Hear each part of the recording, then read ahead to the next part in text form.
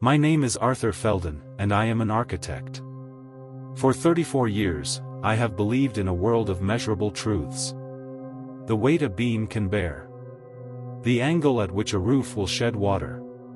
The precise formula for concrete that will withstand decades of freeze and thaw. My world is built on constants. It is a world of lines on paper that become steel and stone, a world where every effect has a clear, calculable cause.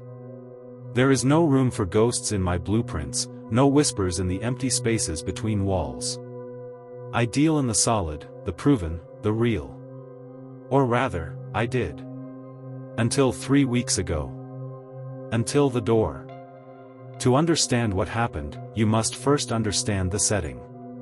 Not a haunted mansion or a forgotten asylum, but a place of utter normalcy. I live in apartment 7B of the Linden Building. It is a pleasant, unremarkable structure from the mid-20th century, recently renovated. The kind of building that aspires to be nothing more than comfortable, anonymous, safe. My unit is at the very end of the south hallway.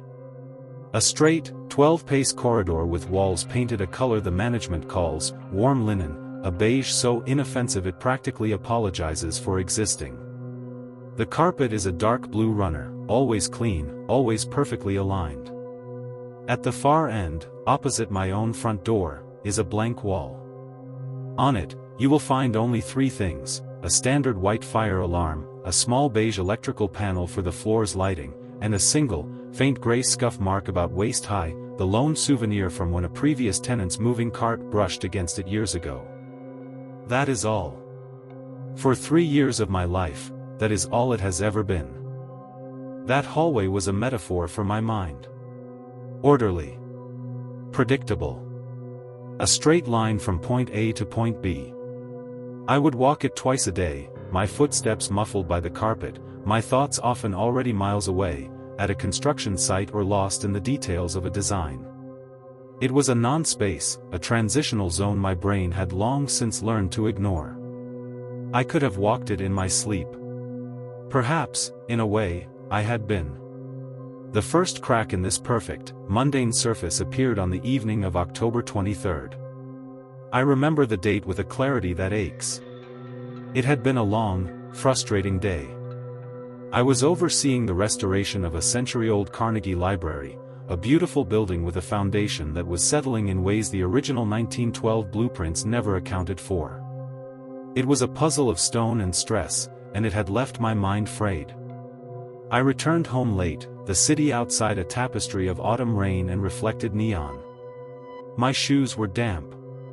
My shoulders were tight with the strain of the day. I was fumbling with my keys at my own door, my head bowed, my vision blurred by fatigue and the lingering afterimage of structural diagrams. My mind was still churning with calculations, load distribution, material fatigue, the silent, slow creep of entropy. And then, from the far left edge of my sight, from that nebulous zone where precise vision dissolves into vague shapes and motion detection, I saw it. A rectangle of darkness. It wasn't a moving shadow. It was a static, vertical block of deeper black, positioned exactly where the blank wall met the floor. My brain, ever the desperate pattern-seeking machine, initially interpreted it as a piece of furniture. A tall, thin cabinet perhaps, that had magically appeared in the night. But that was impossible. This was my hallway. My home. No one else had a key. A jolt of pure cognitive dissonance shot through me. I jerked my head up, my eyes snapping into sharp, professional focus, sweeping the length of the corridor like a surveyor's level. It was just the wall. The white fire alarm. The beige electrical panel. The faint scuff mark. Nothing else. No cabinet. No shape. No deeper darkness. I stood there for a full minute, keys dangling from my hand, the only sound the soft patter of rain against the small window at the hallway's far end. My heart, which had leapt into my throat, slowly settled. I am a rational man. I built a case for the mundane. A trick of the light. The old sconce on the wall had a flicker sometimes. My eyes were exhausted, strained from a day of scrutinizing fine print and microfractures in stone. The stress of the library project was manifesting physically. It was a minor ocular glitch, a hiccup in perception. I nodded to myself, convinced by my own logic. I unlocked my door, stepped into the warm familiarity of my apartment, and poured myself a glass of water from the filter in the fridge. The incident was filed away under a mental folder labeled "Fatigue and Forgotten." But the mind has its own filing system. And some things refuse to stay forgotten. The next morning, a Wednesday, it happened again. I was leaving for work, my leather satchel, worn smooth and comfortable over years, slung over my shoulder. The ritual was automatic: keys, lock, check the door handle. As I turned to perform the final twist of the deadbolt, the motion of my body naturally brought the far end of the hall back into my peripheral vision. And there it was, not a full rectangle this time, but a fleeting suggestion. A vertical line where a doorframe might be. A hint of a lintel.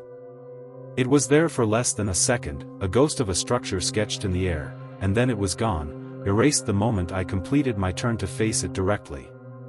I froze, my hand still on the key in the lock. Once is an anomaly. Twice is the beginning of a pattern. But the thought of it, the image of that faint line, hovered at the edge of my consciousness all day. It became a silent, persistent counterpoint to the shouted discussions over jackhammers, the debates about steel reinforcement grids, the solid, reassuring heft of the granite samples we examined. It was a splinter in my mind. While my colleagues talked about load-bearing capacities, a part of me was calculating a different kind of load, the weight of a perception that refused to align with reality. That evening, I didn't go straight inside. I stood on the threshold of my open apartment door, and with the deliberate calm of a scientist setting up a lab, I conducted my first formal experiment. I did not look at the far wall. I understood, instinctively, that direct scrutiny was the enemy here. Instead, I fixed my gaze on a point about halfway down the hallway. I chose a small, pre-existing flaw, a chip in the paint on the left-hand wall, no larger than a fingernail. I let my focus soften. I consciously relaxed the muscles around my eyes, allowing the far end of the hall to exist only in that vast, blurry, low-resolution realm of peripheral sight. I breathed slowly, in through the nose, out through the mouth. I counted. 1, 2, 3. Up to 30. At first, there was nothing. Just the blurry, unfocused impression of the far wall, a smear of beige, a smudge of white for the alarm, a darker spot for the panel. Visual noise. And then, around the count of 22, it began to form. It was not sudden. It was a gradual coagulation, like ink diffusing in reverse through water. From the visual static, a shape began to pull itself together. Vertical lines solidified, gaining definition. A horizontal line across the top sharpened into a clear lintel. The rectangle became precise, sharp-edged, even within the inherent blur of my peripheral vision. It resolved into a door.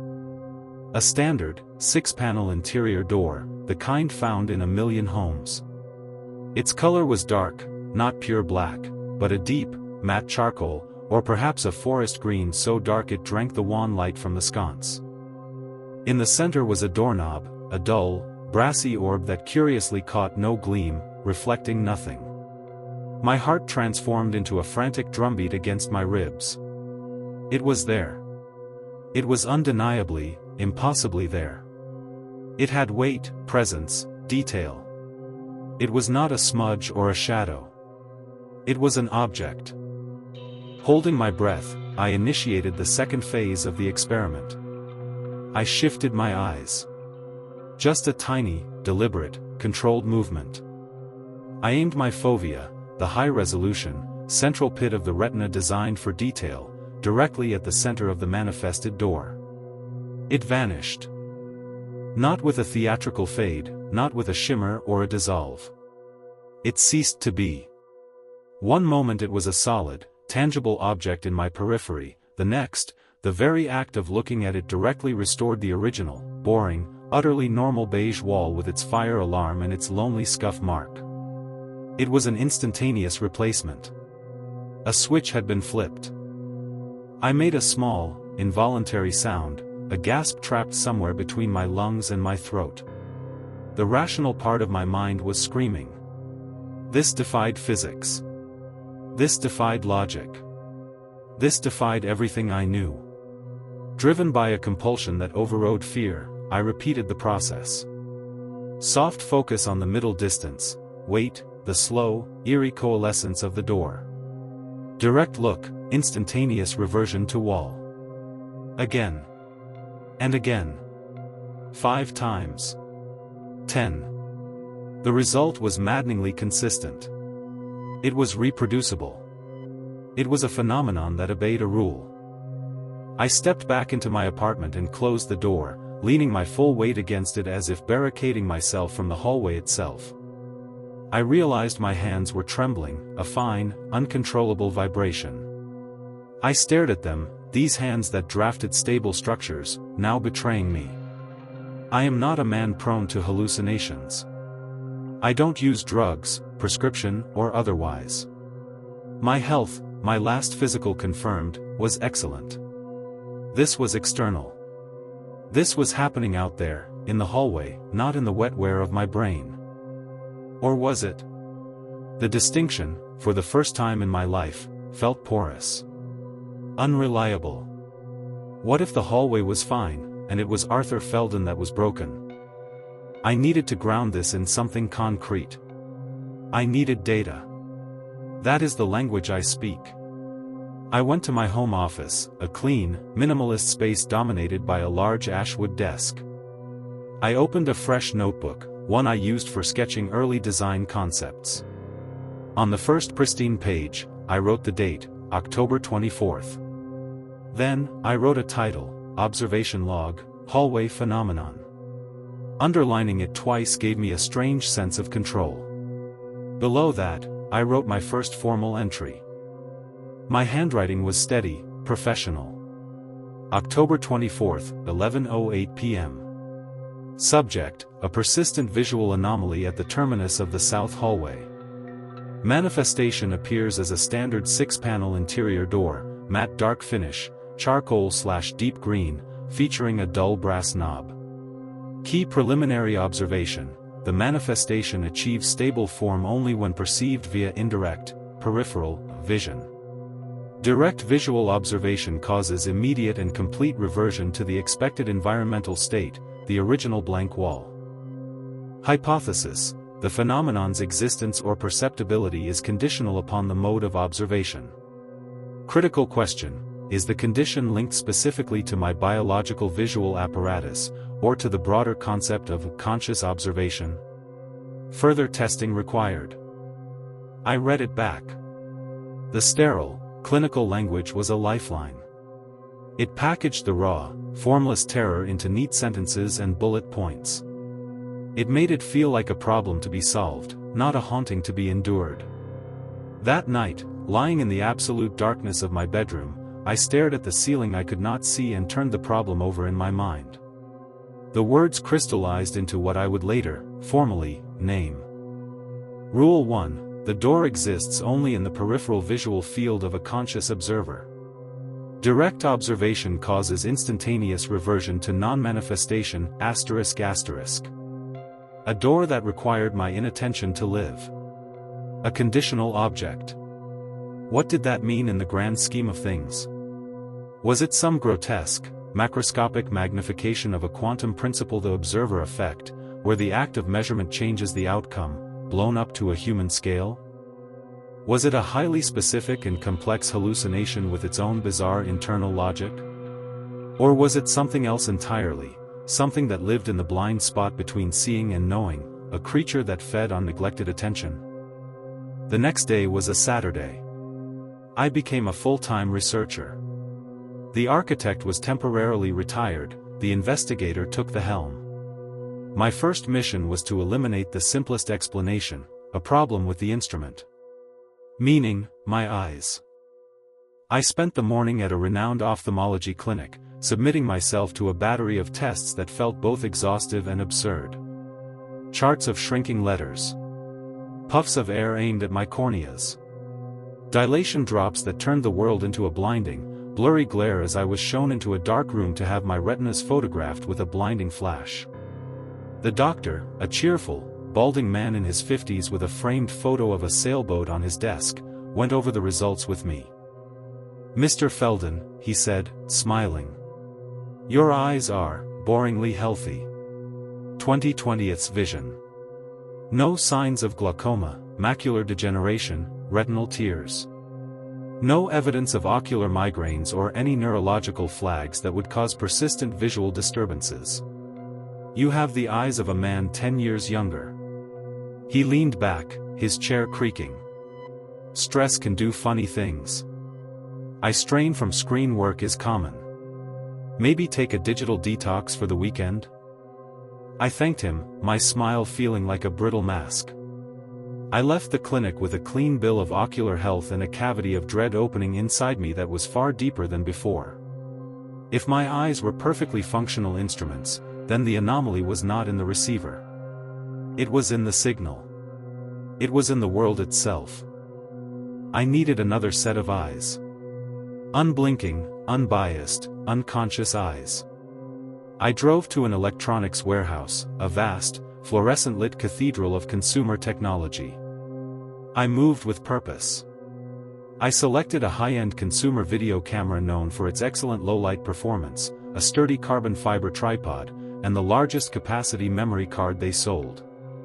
My hands did not shake as I handed over my credit card.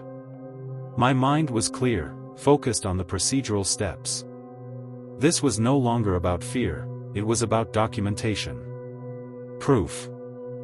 I returned to the Linden building, the shopping bag heavy in my hand. In my apartment, I assembled the tripod with practiced efficiency.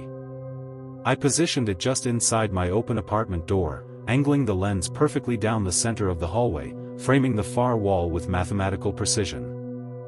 I set the camera to record in the highest definition possible, continuously, onto the massive memory card. I started the recording. The tiny red record light glowed like a malevolent eye. I carefully closed my own apartment door, leaving the camera as a silent sentinel on the other side, its single glass eye staring unflinchingly at the place where my world had begun to unravel. Then, I waited. I spent the next 6 hours in my living room, a prisoner in my own home.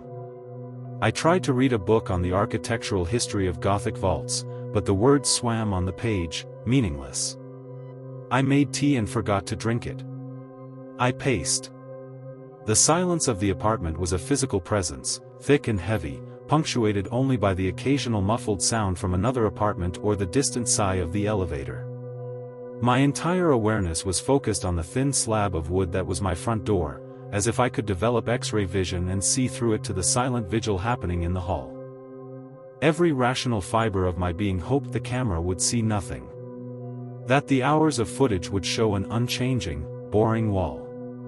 That would mean the problem was, definitively, inside my head. A neurological glitch, however strange, was a known quantity. It could be treated, managed, understood. At the 6-hour mark, I could stand it no longer. I opened my door. The camera's red light still glowed. I stopped the recording, my finger cold on the button. I carried the camera back inside like it was a bomb, placing it gently on my desk. With a sense of solemn, almost ritualistic dread, I connected it to my computer and transferred the massive video file. It took several minutes. The progress bar crept along with agonizing slowness. Finally, it was done. I opened the video player, set it to full screen, and pressed play. There was my hallway, empty and still, lit by the constant, warm glow of the sconce. The view was static, the tripod rock steady. For the first hour of playback, nothing happened. It was a video of a wall. A profoundly boring film. My heart, which had been lodged in my throat, began to sink. A strange mix of disappointment and relief washed over me. Had I imagined it all? Was the stress of the library project, the foundation settling in wrong ways, truly manifesting as a full-blown psychotic break? The Arthur Felden in the video from 3 hours ago was just a man sitting in his living room, slowly losing his mind. It was a tragic, but clean, narrative. Then, at the 1 hour, 17-minute, and 43-second mark of the recording, it happened on screen. The far wall wavered. It was a subtle effect, like the heat haze that rises from sun-baked asphalt. The air in front of the wall seemed to ripple, a distortion in reality itself. And then, in the space between two video frames, a span of less than 1/30th of a second, the door was there. Fully formed. Complete. Dark wood. Brass knob. It didn't fade in from transparency, it didn't slide into view. It appeared. As if it had always been present at that coordinate in space, and the video file had simply suffered from a rendering error that was now corrected. My breath caught. I leaned forward, my nose almost touching the screen. The door remained. For the remaining 4 hours and 42 minutes of footage, the door was a permanent, unmoving fixture. It never flickered. It never wavered again. It never vanished. The camera saw it as a mundane, physical, utterly ordinary door. The red recording light had been the unwavering eye of a machine, and that I saw the truth my own conscious vision was forbidden from seeing. I leaned back in my ergonomic desk chair. A cold sweat had bloomed across my back, soaking into my shirt. This was the proof. It was real. The camera saw it. The data existed in ones and zeros on a silicon chip. Rule 1 was not just a subjective experience, it was a law of this localized reality. The door's existence was not absolute. It was a conditional reality, and the condition was the nature of the observer. A mechanical, unconscious I saw it plainly. My biological, conscious I could not, unless I cheated by looking away. This changed everything. It meant the door was objectively present in the environment, a piece of furniture in the hallway of spacetime, but subjectively invisible to me under specific conditions. It was a paradox made manifest in beige paint and carpet fiber. The world had a secret, and my consciousness was the lock on that secret. But why? And what did it mean that a machine could see it? Was consciousness itself the filter that edited it out? Were we all, every waking moment, editing out aspects of our world that our minds deemed impossible or irrelevant? Was my filter broken? Emboldened by the cold, hard evidence and simultaneously horrified by it, I designed a more personal, more invasive experiment. If the camera could see it by being unconscious, could I use a camera as a proxy for my own sight? Could I blind my conscious gaze and let a machine be my eyes? I owned a small, high-quality action camera, used occasionally for documenting construction sites. I mounted it securely on a flexible headband. The plan was simple, yet it felt like a profound violation of an unspoken pact. I would wear this mechanical cyclops. I would walk down the hall to the far end. But I would keep my own, biological eyes firmly locked on my feet, on the pattern of the blue carpet fibers. I would not look up. I would not look ahead. I would be the conscious observer who deliberately blindfolds himself, allowing the unfeeling machine to record the unvarnished truth that was forbidden to me. The sense of dread as I fitted the headband was profound, a cold nausea in my gut. This was cheating. I was exploiting a loophole in the rules. I stood before my open apartment door, took 3 deep, shuddering breaths, and looked down.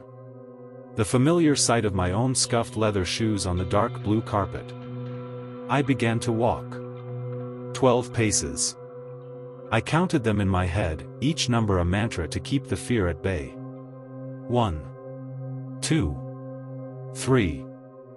The periphery of my vision was a blur of passing doorframes and beige walls. I could feel the far end of the hall looming ahead, a pressure against my forehead, but I kept my gaze anchored downward, a sailor in a storm clinging to the deck. At the 12th pace, I stopped. According to the camera's future testimony, I was now standing directly before the door, less than a foot away from its dark surface. I stood there for a count of 10. My heart was a wild animal trying to escape its cage. The silence was absolute, and in that silence, my imagination painted horrors on the back of my eyelids. Was the door warm? Cold? Did it have a smell of old wood and dust? Was the brass knob under my fingertips in some other version of reality? I felt nothing but the cool, slightly textured drywall under my hovering palm. Then, I turned and walked back, my eyes still ruthlessly fixed on my feet. My retreat felt more like a flight. Back in the sanctuary of my apartment, I slammed the door and ripped the headband and camera from my head as if they were contaminated. My hands were shaking violently now, a full-bodied tremor I could not suppress. I did not wait. I connected the camera to my computer, my fingers fumbling with the cable.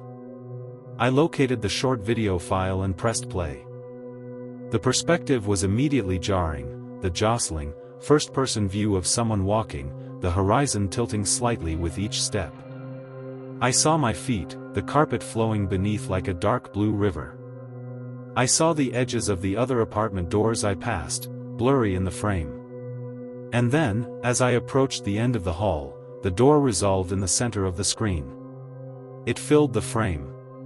Dark wood, the grain now faintly visible in the camera's sharp eye. The dull brass knob with its tiny, star-shaped scratch. It was utterly solid, utterly real on the screen. Then, my own hand entered the frame from the bottom. It rose, hesitated for a heart-stopping split second, and then pressed, palm flat and fingers splayed, directly against the center of the door. On the screen, my hand was touching a door. In my living, tactile memory, my hand had met the cool, slightly rough, unyielding surface of the beige-painted drywall. A wave of vertiginous nausea rolled through me, so intense I had to grip the edge of the desk. This was beyond a visual illusion. This was a full sensory schism. My vision, mediated by the camera, and my sense of touch were reporting two entirely different, mutually exclusive realities. They could not both be true. Which one was real? According to the objective recording, I had touched a door. According to my own nerves, my proprioception, I had touched a wall. My brain, the ultimate arbitrator of reality, was presented with incompatible data sets. A cognitive dissonance so profound it felt like a physical splitting in my skull. The Arthur in the video and the Arthur sitting at the desk were not the same person. They had experienced two different worlds in the same moment. One of them was a lie. But which one? The evidence on the screen was digital, reproducible, objective. The memory in my flesh was subjective, fleeting. Yet it felt more real. I closed the video file. I could not look at it again. I had sought proof, and I had found a monster that didn't just hide in the periphery of sight, but in the very gap between perception and reality. The next 2 days passed in a fog of stunned dissociation. I called in sick to work, citing a migraine. I let emails pile up unread. The door was no longer an intellectual curiosity, it was an active, corrosive agent in my lived experience. I reviewed the stationary camera footage over and over, obsessively. The door was always there, a permanent guest in my hallway. I began to notice finer details I had missed before. The specific grain pattern of the wood, subtle but clear in the high-definition video. The way the top right panel had a faint, long scratch, as if from a pet's claw. The tiny, star-shaped imperfection near the base of the brass knob. This was not a generic phantom, it was a specific object with a history, with wear and tear. It had a biography written in microscopic damage. This specificity was somehow more terrifying than a vague specter. It implied permanence. It implied that it was a thing, with a past, occupying space and time. And then, on the third day of my obsessive review, as I scanned through the early morning hours of the recording, I saw something new. Something that froze the blood in my veins. It was in a segment time-stamped 3:14 a.m. The hallway was dead quiet, the door standing in its usual silent vigil. I was about to tap the fast-forward key when a minute glint of light, a pinpoint reflection, caught my eye from the door's surface. I reversed the playback. I advanced frame by single frame. The glint came from the door's peephole. I had missed it completely. Most interior doors don't have peepholes, but some older models, or doors meant for apartments, do. This one did. A small, circular lens of glass or plastic, set in the center of the door at standard eye level. In the grainy, low-light footage, it was just a darker circle. But in this particular frame, as a car's headlights from the street below briefly swept across the hallway's window at the far end of the corridor, a stray beam of light hit the peephole at a perfect, glancing angle. And in that reflection, for that 1/60th of a second, the peephole's fisheye lens did not show a distorted view of the empty hallway behind the camera. It showed a shape. A dark, circular shape within the circle. My mouth went dry. I isolated the frame. I zoomed in, the image disintegrating into pixels. But the shape was unmistakable even through the digital noise. It was the outline of an iris. And at its center, a smaller circle of absolute black, a pupil. There was an eye in the peephole. The stationary camera, my mechanical, unconscious observer, had captured it. The eye was not looking around. It was not blinking. It was simply present. Facing forward. It was utterly, eerily still. A sentinel behind glass. I pushed back from my desk so violently my chair rolled into the bookcase behind me with a thud. I ran to the hallway. I didn't bother with peripheral vision tricks, with soft focus. I stood directly before the far wall, and stared, unblinking, at the exact spot where the peephole would be, about 5.5 feet from the floor. Nothing. Of course, nothing. Just the uniform, unbroken, warm linen, beige. But now I knew. I knew with a certainty that was colder than ice that it was there, just behind the veil of conditional reality. An eye. Watching. From a door that existed only when unseen. A watcher in a hidden room. That night, the silence in my apartment was different. It was a listening silence. I sat at my desk, the notebook open. My hand trembled as I wrote. The clinical detachment was gone, burned away by a primal chill. Rule 2, a stationary observer is present within the door's peephole. The observer is only detectable when the door itself is under non-conscious observation, e.g., electronic recording. Attempting to observe the observer via conscious peripheral vision causes both the observer and the door to revert. I had a companion in this madness now. A silent, patient watcher. We were engaged in a dreadful, recursive standoff, separated by a boundary that was not just physical, but perceptual, psychological. I could not look at it. It seemed, could only be when not looked at. We were mutual prisoners in a prison of attention, each the other's jailer and captive. The loop was closed. And in the center of that loop was a single, unblinking eye. The week that followed was the beginning of the end of anything resembling my normal life. The phenomenon, as if encouraged, validated by my discovery of its silent partner, began to metastasize. It was no longer a localized anomaly at the end of the hall. It was an infection of my perception, and it was spreading. The first metastasis occurred in my kitchen, 2 nights after I established Rule 2. It was late, past midnight. I was standing at the sink, rinsing a single dinner plate under a stream of hot water. My mind, of course, was elsewhere, trapped in the recursive loop of the door and the eye. The kitchen window above the sink was a black rectangle, reflecting the bright interior of the room behind me. I wasn't looking at it, I was gazing through my own reflection, into the nothingness outside. Then, as I reached to turn off the tap, my movement caught in the dark glass. There, in the reflection of the kitchen behind me, amidst the familiar ghosts of my table, my chairs, the stainless steel fridge, stood the door. It was positioned perfectly between the refrigerator and the countertop, a solid, dark vertical intrusion in my domestic reflection. It wasn't blurry.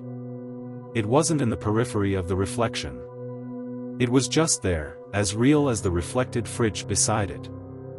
I gasped, a sharp intake of breath that sounded like a sob. The plate slipped from my wet hands and shattered in the ceramic sink with a horrific crash. I didn't care. I spun around, my heart slamming against my ribs, expecting to see it, expecting the impossible to have become possible in my own home. The space between the fridge and the counter was empty. Just a strip of clean linoleum floor. I turned back to the window, my breath fogging the glass. The reflection now showed only my own pale, wide-eyed face and the normal kitchen behind me. The door was gone. But it had been there. In the mirror world of the window, it had found a new foothold. That was the breach. After that, the manifestations came more frequently, though always fleetingly, always indirectly. I saw the eye next. Not in the hallway's peephole, but in the steam of my morning shower 3 days later. The hot water beat down, filling the small bathroom with a thick, warm fog. I was wiping a clear stripe across the misted mirror to shave, the razor cold in my hand. As I leaned forward, in the still cloudy periphery of the cleared patch, the condensation seemed to arrange itself. Not randomly. It formed a pattern. A circular smear, like a lens wiped by a careless thumb. And within that circle, the moisture coalesced into a darker, pupil-like dot. It was a crude impression, but the intention was unmistakable. It was staring at me from the fog. I recoiled, slipping on the wet tile and catching myself painfully on the sink edge. When I looked back, panting, it was just steam on glass again. The observer was following me. Or, a more terrifying thought, I was carrying it with me. The attunement wasn't just to a location, it was to me. The anomaly was no longer rooted to a spot in the hallway. It was becoming unmoored, a free-floating glitch that could manifest anywhere my consciousness was present, anywhere I provided the observer half of the dreadful equation. My apartment, once a sanctuary of minimalist order, became a minefield of potential triggers. I started avoiding polished surfaces. I kept the blinds drawn after dark, terrified of the black mirrors the windows became. I found myself navigating my own home with a strained, constant effort to keep my peripheral vision deliberately unfocused, a state that was mentally exhausting and gave me persistent headaches. I began sleeping with the bathroom light on and my bedroom door open a crack, because the total darkness of my room now felt too much like the absolute black behind that peephole. The silence, which I had once cherished, became oppressive, a canvas upon which my imagination painted the sound of a slow, metallic doorknob turn. I was unraveling. The architect who built his life on constants, on right angles and load-bearing truths, was now living in a house of cards built on conditional realities. The very fabric of here and there, real and not real, was fraying around me. I stopped responding to work emails entirely. My phone buzzed with concerned messages from colleagues, then fell silent. Food lost its taste. Time lost its rhythm, melting into a blur of anxious daylight and terrified, watchful nights. The only thing that felt solid, the only thing that felt real, was the log. The notebook was now half full. The early pages of neat notes and measured sketches gave way to sprawling diagrams of sight lines, frantic arrows showing perceptual vectors, and pages filled with the same phrases written over and over, as if trying to drill the rules into my own crumbling mind. In my desperation, I turned away from architecture and towards the only other framework that might explain this, the architecture of reality itself. I became a frantic scholar of the unprovable. I stopped eating, stopped sleeping in any meaningful way, and dove into research. But this wasn't research for a project. It was a search for a lifeline, for a precedent, for a single sentence in all of human thought that said, "This has happened before, and here is what you do." I read about quantum mechanics, specifically the double-slit experiment and the observer effect. The idea that at a fundamental level, particles exist in a cloud of probability until measured, at which point they choose a state. Could my consciousness be performing a similar function on a macroscopic scale? Was the door in a superposition, both there and not there, until my specific mode of observation collapsed it into one state or the other? But that felt too clean, too physical. This felt intentional. I read philosophical texts on idealism, the concept that reality is fundamentally mental, that the external world is in some way dependent on the mind. Was my mind, my observing consciousness, literally holding my hallway in its current form? And was that grip slipping? Were the door and the I part of the underlying mind stuff that was now leaking through cracks in my personal consensus of reality? It was a solipsistic nightmare, but it resonated with the deeply personal, almost intimate nature of this horror. It only happened to me. The camera saw it, but the camera was an extension of my inquiry. This was a dialogue between me and something else. I stumbled upon accounts of schizophrenia reality, a concept not from clinical texts, but from first-person narratives. The idea that in certain states, the brain's ability to create a stable, unified model of the world breaks down. That consensus reality is a story the brain tells itself, and sometimes the narrative fragments. Was I having a psychotic break? Was the door a complex, rule-bound hallucination generated by a stressed and failing mind? But the evidence. The video files.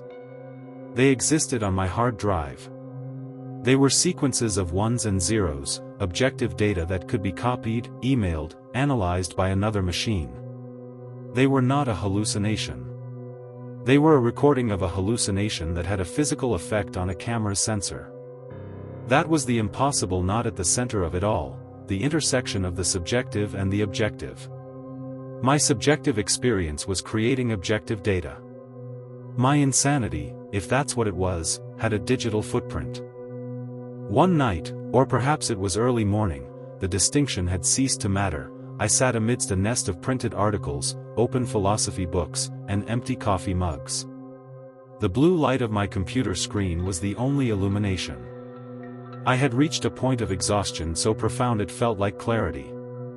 The fear was still there, a constant hum in the background, but it was now accompanied by a strange, detached curiosity. I was no longer just a victim of this phenomenon, I was its biographer, its theorist. And in that state of sleep-deprived, caffeine-sharpened lucidity, I had a breakthrough. A terrible, unifying theory that didn't explain what the door and the eye were, but suggested why they operated by these specific, maddening rules. The rules were not barriers. They were not flaws. They were instructions. A sequence. A protocol. Rule 1, establish the conditional object, the door. Teach the observer the first law, look away to see. Train the observer to distrust direct focus. Rule 2, introduce the reciprocal watcher, the observer. Establish the second law, a watched watcher cannot watch. Introduce the concept of mutual, avoidance-based existence. Create a closed loop of perception. These two rules didn't just describe a state, they described a system. A self-contained, recursive loop where information, the presence of the door, the presence of the eye, could only be exchanged through the glancing, indirect medium of averted attention. It was a circuit. A feedback loop with my consciousness as the essential component. But what was the purpose of such a system? What did it do? The answer, when it came, was simple and chilling: it attunes. The loop was a calibration mechanism. It was a slow, meticulous, and inexorable process of tuning my perceptual apparatus, my mind, my attention, my very consciousness, to a different frequency. It was breaking down my old, default model of reality, the one that assumed solidity, direct access, and cause and effect. Brick by psychic brick, it was dismantling my certainty. It was teaching me to see in a new way. Not with the sharp, predatory focus of the fovea, but with a distributed, ambient, peripheral awareness. It was training me to exist in a state of sustained indirect attention. To hold reality not by staring at it, but by sensing it from the corners of my being. The door was the training tool. The eye was both the trainer and the proof of concept, another consciousness operating under the same rules, showing me it was possible. This led me, with a chill that started in my soul and spread outwards until my fingers were numb, to deduce the final, unstated rule. The rule that was the entire point of the exercise. The culmination. Rule 3, the system door and observer seeks completion of the observational loop. Completion achieving a stable, direct, and simultaneous observation of both the door and the observer is the trigger for a state transition. A state transition. The term came from physics and computing. A shift from one stable mode to another. What would that transition look like here? Would the door, now fully perceived and acknowledged, simply become a permanent, normal door in the hallway? Would it swing open, revealing whatever lay beyond, a room, a void, another world? Would the observer, finally meeting the gaze it had both invited and avoided, step through the now solid doorway into my reality? Or was the transition more profound? Would the act of completing the gaze not change the door, but change me? Would my perception lock into the new frequency permanently, making the conditional reality the default one? Would I see the world forever filtered through this lens of peripheral truths and direct falsehoods? Or worse, would I switch places with the observer?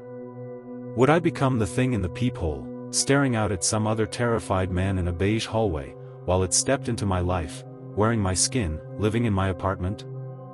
The thought was simultaneously terrifying and magnetically, addictively compelling. It was the ultimate forbidden knowledge.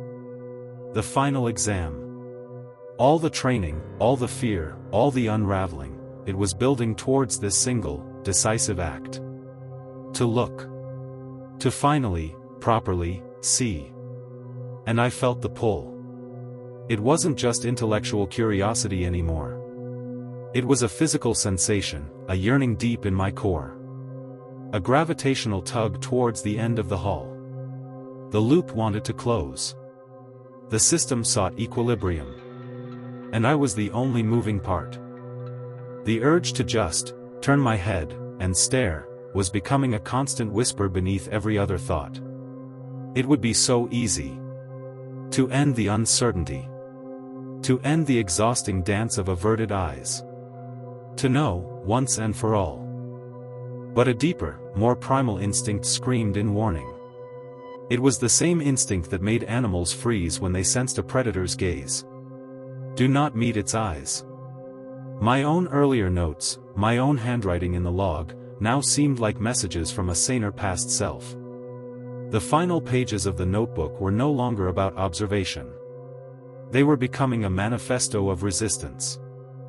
My final entries in the log are difficult to look at, even now.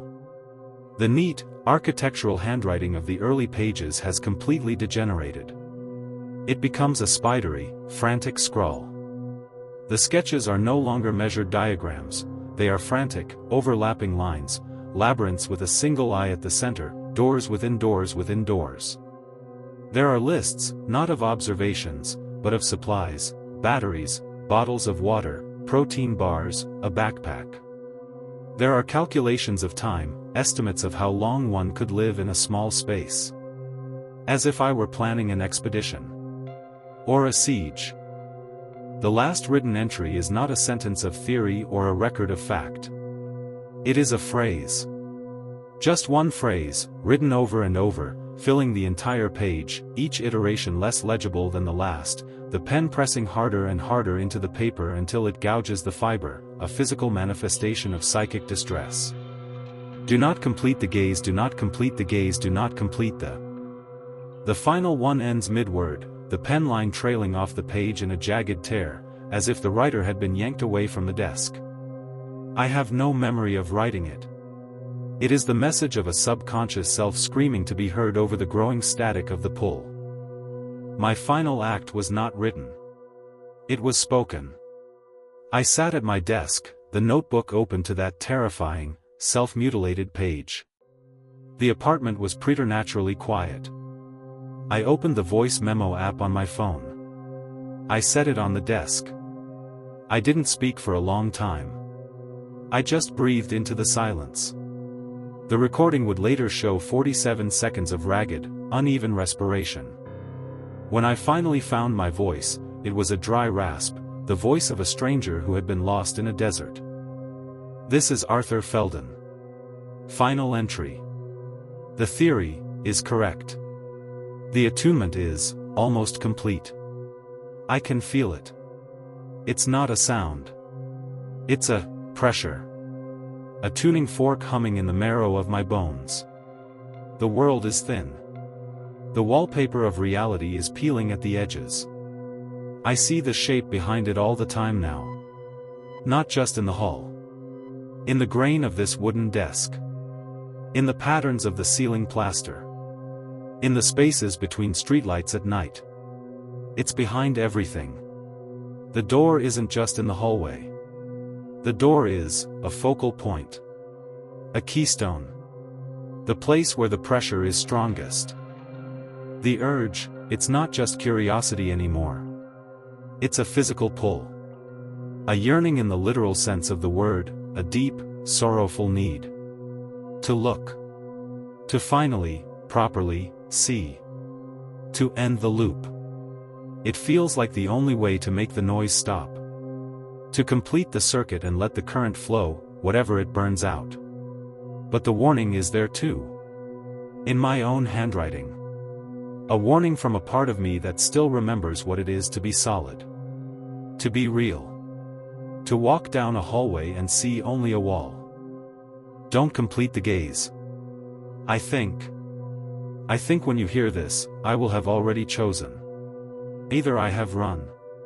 Packed a bag in the night and left this city, this apartment, this hallway behind me, hoping distance can break the attunement. Or I have looked. If I have looked, then I am sorry. For whatever comes through. The loop completes. The state transitions. A door opens. Or closes forever.